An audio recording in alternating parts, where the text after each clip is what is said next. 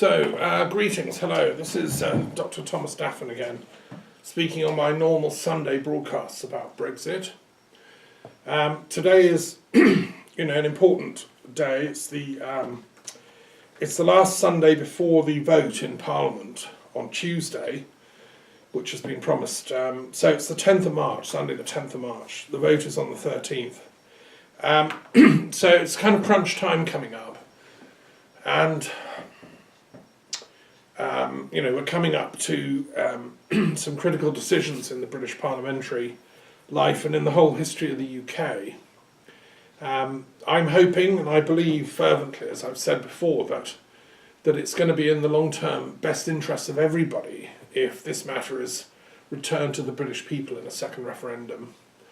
The vote in 2016 was, I believe, falsely engineered, falsely put, and badly thought out. I don't think Cameron thought it through at all. In fact, he said as much to people. He was out of his depth when, he was quite a good PR chap, and he fronted the Tory party in its attempt to rebrand itself as a nice party. But God, it failed, didn't it? Because it's turned out the Tory party is really, not very nice at all, as Anna Soubry and people have revealed. So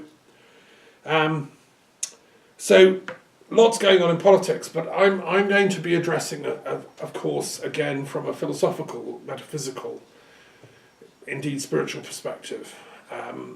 And in order to just signify that, I'm going to start this talk with a custom that I've developed over many years as a teacher. I like to start my work with a brief Tibetan meditation gong. So bear with me. This is just to say, look, hey, let's go up a few notches from traditional political theory to something a bit more profound.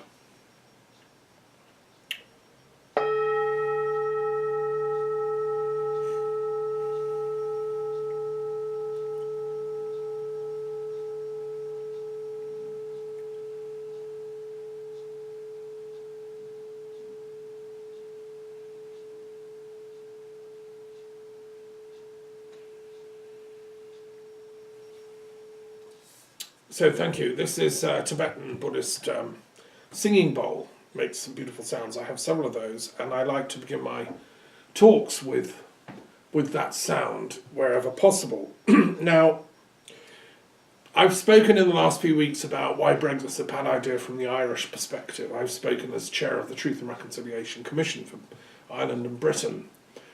It's a disaster. It has to be stopped, just for that reason alone. I've explained from the Scottish perspective why Brexit is a total, not only a disaster, but an insult to the intelligence of Scotland and to the collective wisdom of that amazing and proud and ancient people that I lived among for 7 years and have many, many friends from Scotland. Brexit is a complete nonsense and will lead to its complete independence from the UK. So I spoke about that. I've spoken about Brexit from a number of perspectives. Today, what I want to address is the international or global picture. I want to look at Brexit from the bigger picture. Why, from an internationalist perspective, it doesn't make sense. I mean, if you love the UK in any shape or form, it doesn't make any sense at all. If you love any part of it, London, Scotland, Wales, England, etc. And I spoke about Brexit from a Welsh perspective as well when I talked about on St David's Day. So in each of these talks I've been stressing the internationalist perspective, and now I want to address that specifically. Okay, what do I mean by internationalism? Why is it so important? I mean, some of my critics say, no, nationalism is a good thing. Well, yes, it is, up to a certain point, of course. Every country, every people should be proud of their heritage, their history,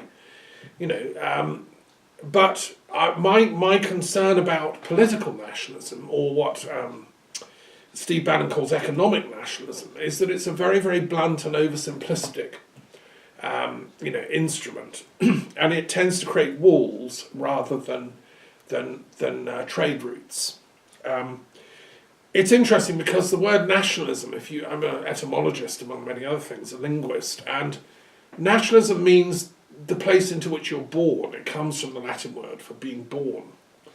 Now, all of us have to be born somewhere, so we're born into a context, particular parents, particular mother, which gives us our ethnicity. And if you believe, as I do, as a Druid, as a Buddhist, as a Sufi, Kabbalist, whatever you want to call me, Christian mystic, in reincarnation, like Plato did, then we could be born into any nationality. And I believe we are, in fact, over time. I mean, that's where I'm coming from philosophically. And as I've said before in these talks, therefore it means that I could have been born Scottish or Welsh or Irish or Nepalese or Tibetan or American Indian or Egyptian or African or Chinese, whatever. And I think most of us are over many lifespans. Or Hebrew or Arabic and I think that's part of life's rich treasure, is that we have these multiple experiences. I happen to be more British in this life, or British, Canadian, European, and it's great. I'm enjoying it. But so every life is a treasure. It's a vehicle in which we can learn and progress our soul's understanding as a wisdom vehicle. That's what all the evidence points to. And if you look at past life regression work, such as done by Dr. Newton and others, that's why we're here on this planet, is to reach some kind of enlightenment, or what Carl Jung called individuation. That means becoming truly who we are, finding that true inner self that has all these lifetimes of experience, takes with each life the experience they've accumulated during that life, and gradually becomes a better human being for it. We become less violent, we become less angry, less prone to rages and tantrums and all the rest of it. And hopefully eventually we end up some kind of enlightened or individuated soul, like a diamond. In the Tibetan Vajrayana tradition, that's the metaphor that's used. It's to become the diamond body that we already are. We are actually, before we begin the whole cycle of incarnations, we actually are, according to the wisdom traditions, a sliver of that Buddhahood, that diamond body. And through the rough and tumble of many incarnations, we forget that, and we become, over-identified with particular things. And that can include nationalism. So if you think just for a minute, of Nazi mobs roaming around Frankfurt, smashing all the synagogues, all the shop windows, painting on them, Jews go home, and beating up the Jews, which you see in Charlie Chaplin's wonderful film, The Great Dictator. He made that film because he was an internationalist like me, and he believed that a better life is possible for humanity. It was made towards the end of the war, and there's a wonderful speech at the end of that film where Charlie Chaplin gives the hope of humanity, that we can have an international outlook. But let's just freeze frame and imagine here these Nazi mobs, attacking the Jews. Well, the trouble is they're stuck in over-identifying with Germanness. They become so violently German that they hate the Jews to the extent that they'll do anything, to destroy and humiliate them. And that was if you look at it from the philosophical perspective I'm coming from, that's a tragedy for everybody. And nobody, I think, should be so over-identified with your nationhood, that you then attack other people's nationhood. Everybody has a right to be proud of their culture and heritage. And the thing is, in Germany, there were many wonderful German Jews who were highly intellectual, thinkers and philosophers and so on. They were German and they were Jewish. And, Karl Marx is one of the most famous, obviously, in history of a German Jew, but there were lots of others. And I think that multiple identity should be affirmed. And this is the first point I want to make. I want to explore the metaphysics behind internationalism. Why I oppose nationalism is it's a gross oversimplification, right? Nobody is just one thing. We're all a multiple texture of things. Even Germans come in different sizes. I have many, many German friends. Bavarians come from the south. They tend to be Roman Catholic. Lutherans tend to come from up north, and they're a bit more dour and more puritanical, and etc., etc. and the complexity of that is what's really interesting. As a historian that I've studied in detail the history of Europe and the history of the world in the last hundreds of years, what we need to find is a model whereby multi-complexity can be affirmed. We have to grow out of these simplistic mono-narratives. So my strategy for that, what I'm proposing, is what I call multiple identity theory. Now, I'm not, the only person. Other people have pointed towards this. I might be one of the first to begin to put this together as a theory, sociologically and psychologically. I was inspired a lot by Jung, obviously, and his theories of the archetypes. And that different personalities, different people resonate with different archetypes or divine ideal forms, if you want. James Hillman, who influenced me as a great follower on from Jung, talks about this idea of the multiple nature of existence. There's no one strategy that's absolutely right psychically.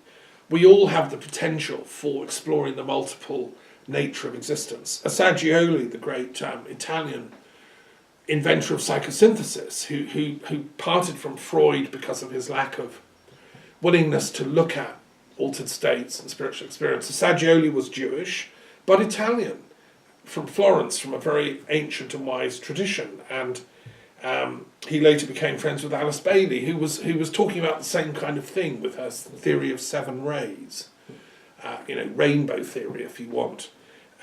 All these attempts are ways of saying maybe we're more complex than people realise. There isn't just one thing that we are.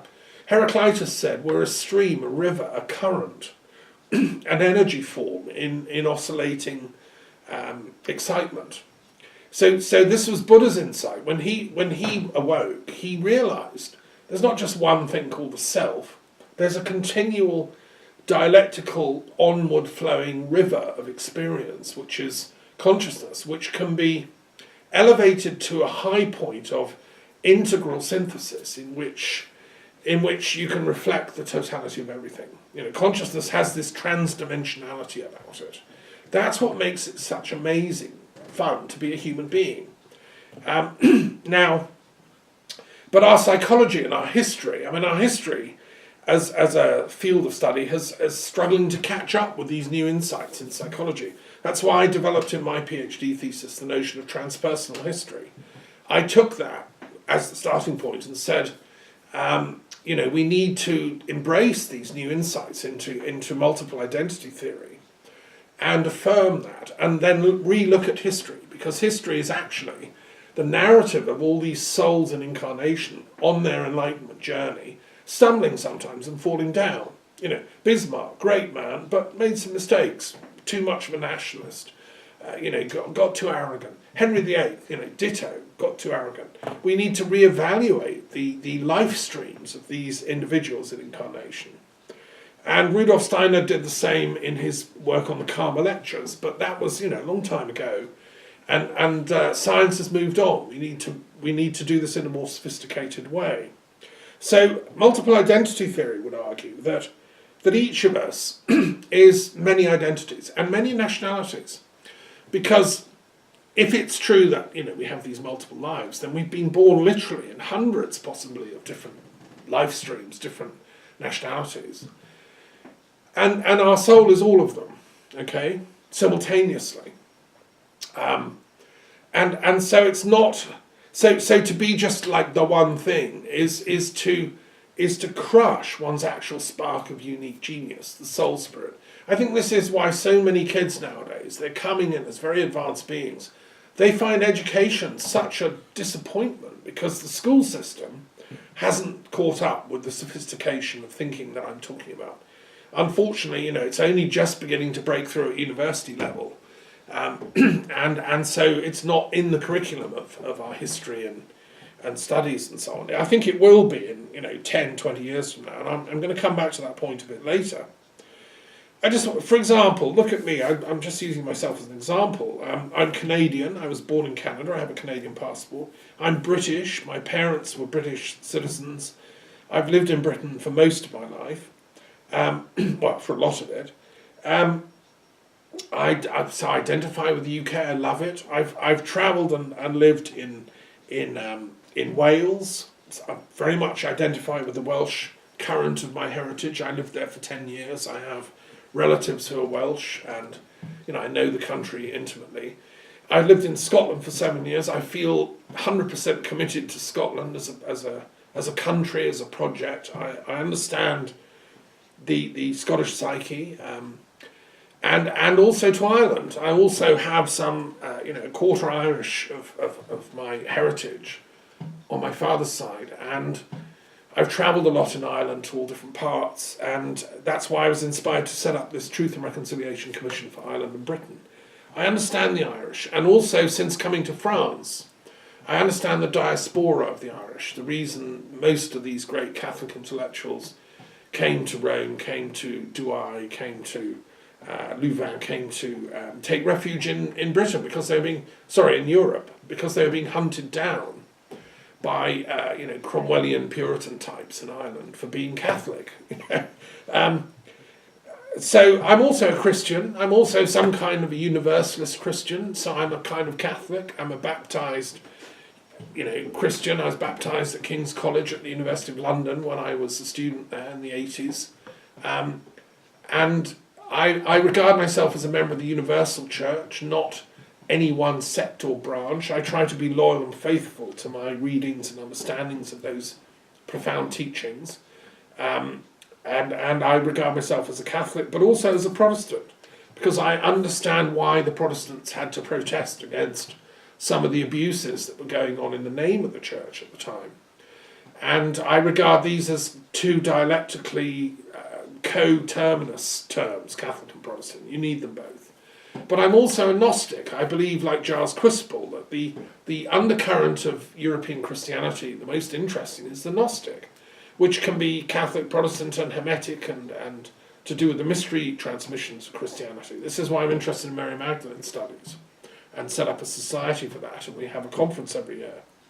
I'm profoundly convinced that the true Christ teachings were of a Gnostic variety, but not of a Gnostic life-denying variety, which was the mistake, I think, of Marnie and some of the extreme Gnostics, but of a life-affirming Gnosticism, which is to see through the game of life, but still to love it, still to be embodied.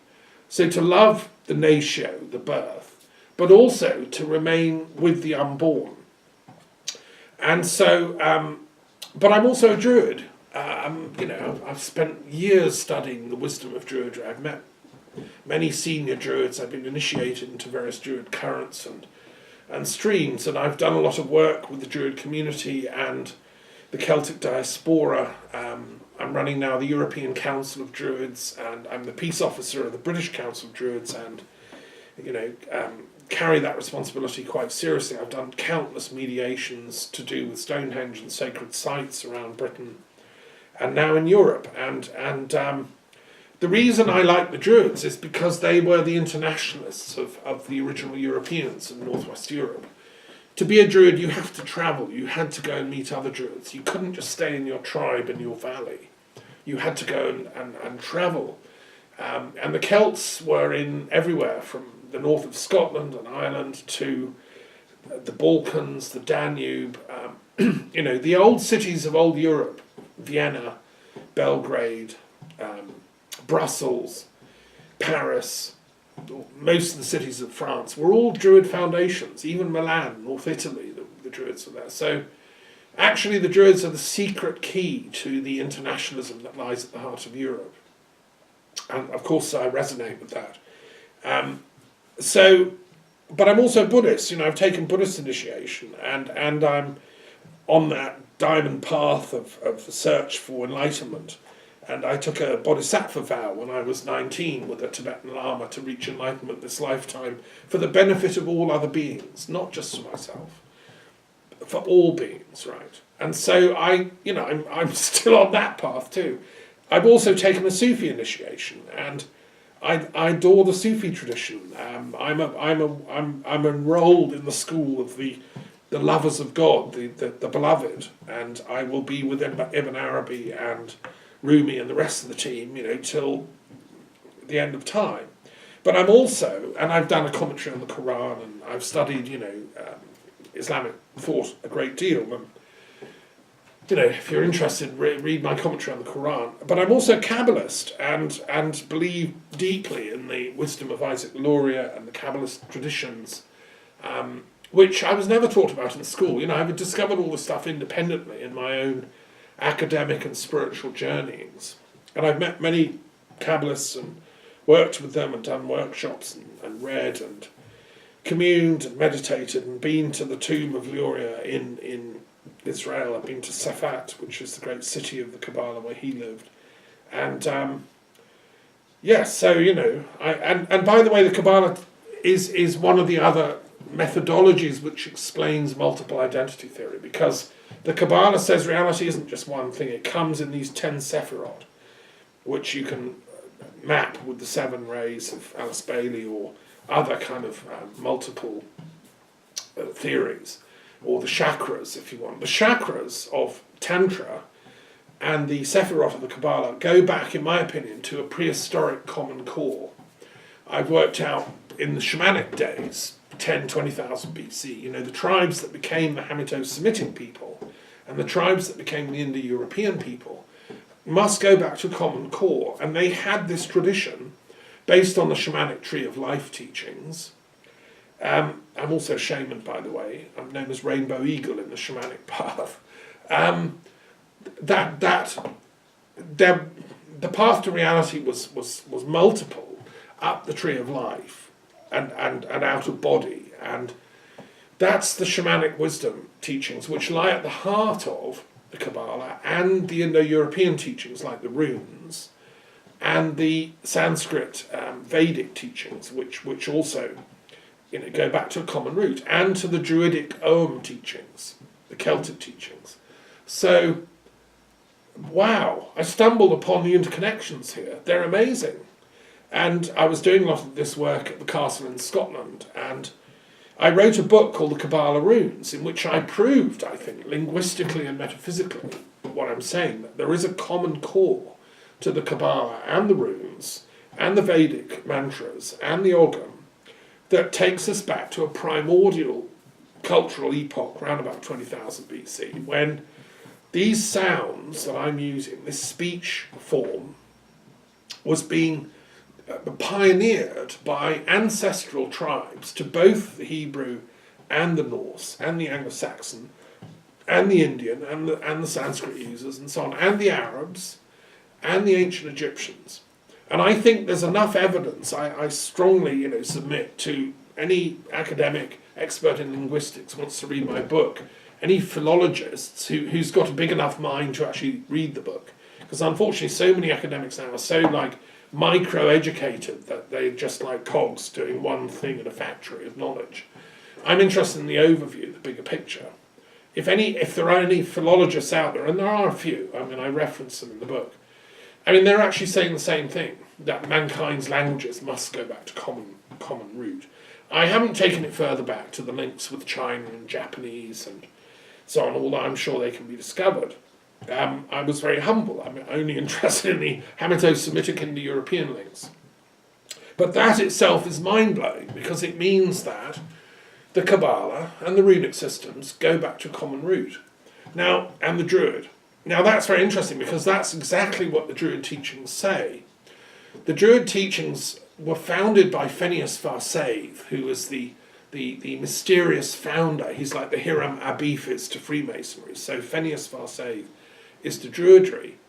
And he was from Scythia, which is an interesting kind of geographical no man's land between Europe and Asia and the Far East. And he was there in the plain of Shinar around the time of Babel. And he captured the original language that was spoken before the tongues of man were scattered at Babel. It's a blending of, mythology and biblical studies and so on, this legend, which comes down in ancient Irish texts that were written down. Geoffrey Keating and others give these stories. And so Phineas Farsave founded the first Druid school as a language school to preserve the knowledge of the original unity of all languages. That's the conceit, which I didn't discover that at first. It took me a while of burrowing in ancient Irish books and going to Trinity College and meeting Irish Druids and studying at their feet and learning about Welsh Druidry and so on. That's what you eventually realise. And meeting also Reverend Durden Robertson, who was the founder of the Fellowship of Isis in Ireland at his wonderful Clonagall Castle, which I visited in the early 80s.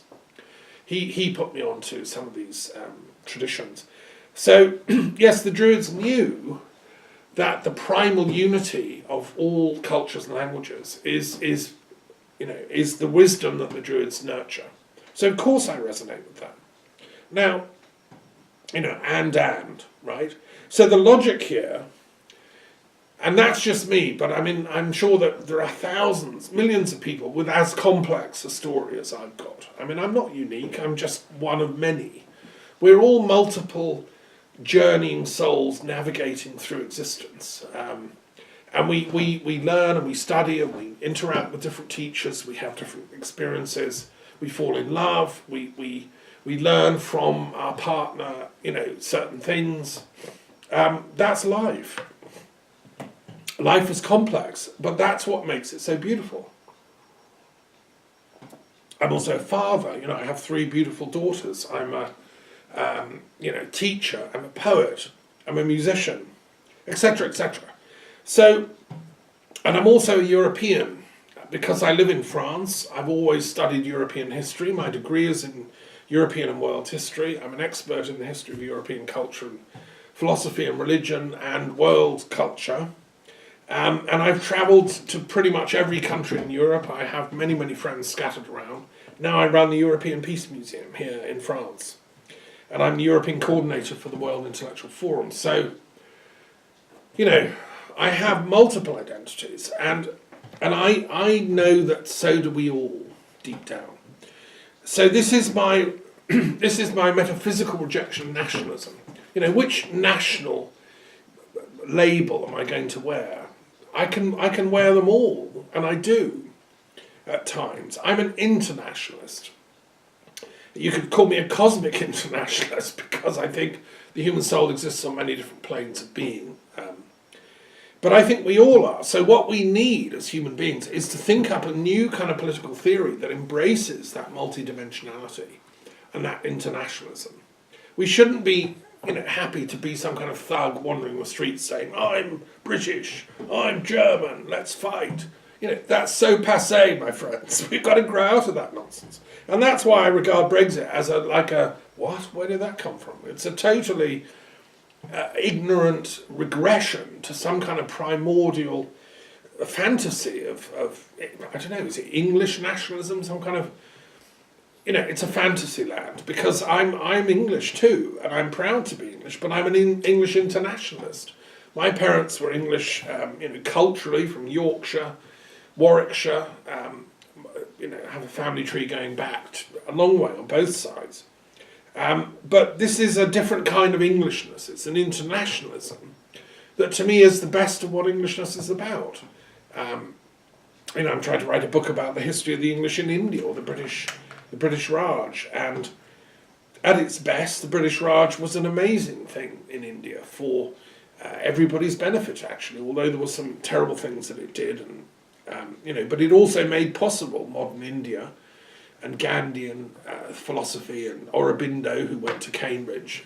So there's a huge intellectual history of the British in India. And one of my heroes, Sir William Jones, a Welsh Druid, first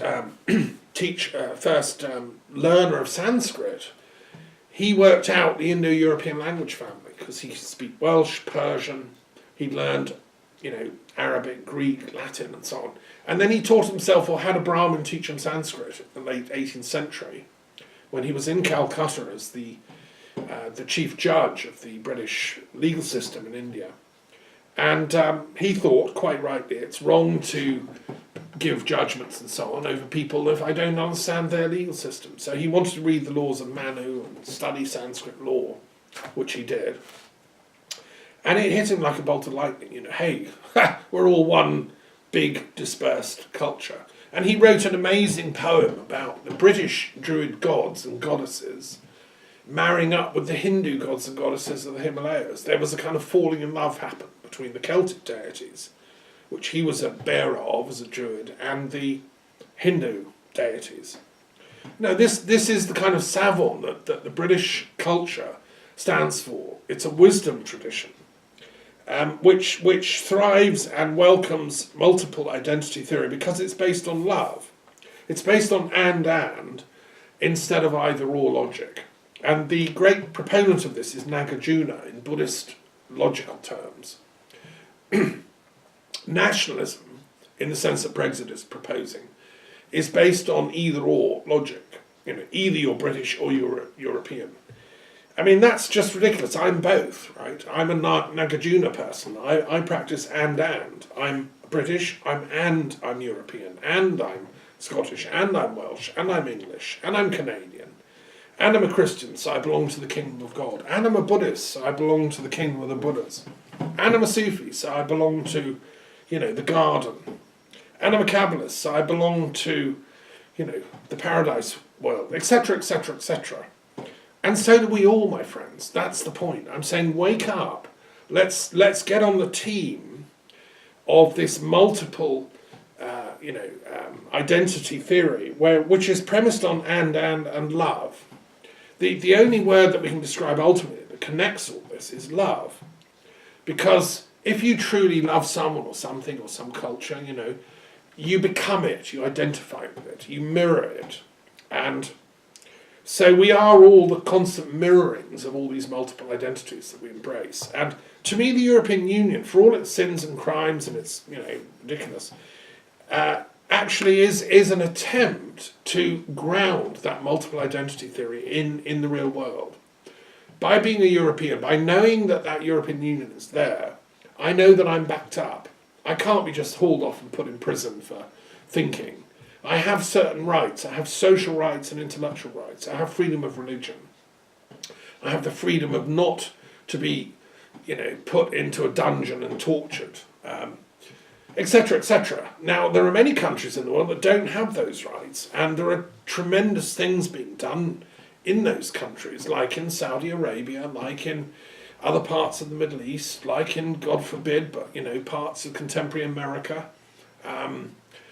etc., etc. I mean, there are. So I think we should be really grateful and proud that we have in the European Union a guarantor of these rights and duties, because every right comes with a duty, and so we have the duty to speak the truth, as I'm trying to do, so that we don't lack truth in the circulation of our society. The intelligence of a society is only as great as the weakest link, and so we need, as educators and intellectuals, to circulate the highest degree of truth possible that we humans can cope with, which I think is very great. I think people are much more intelligent than the democracy that lead us, who they thrive in their power base on either or, and they're constantly putting before us either or things, and normally that's tied up with military thinking. Either or, well, it's goodies versus baddies, etc. Bombing is the result of that. I'm saying peace. You see, multiple identity theories is the backbone of the metaphysics of peace. The second point, therefore, I want to come to in this short talk is the tragedy and the failures of foreign policy. It's very interesting that the comments surfaced by one of Britain's senior diplomats saying that Theresa May simply didn't understand how the EU works. I think that's obvious now. We know that. She had no training, no qualifications for this role as so-called Prime Minister.